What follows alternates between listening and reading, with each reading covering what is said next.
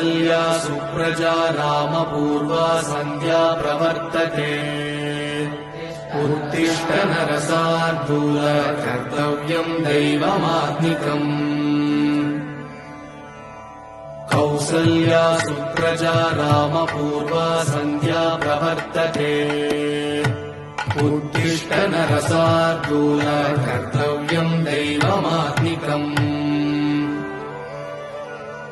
उत्तिष्ठोत्तिष्ठ गोविन्द उत्तिष्ठ गरुडध्वज उत्तिष्ठ कमलाकान्त त्रैलोक्यम् मङ्गलम् कुरु मातः समस्त जगताम् मधुकैटभारे वक्षो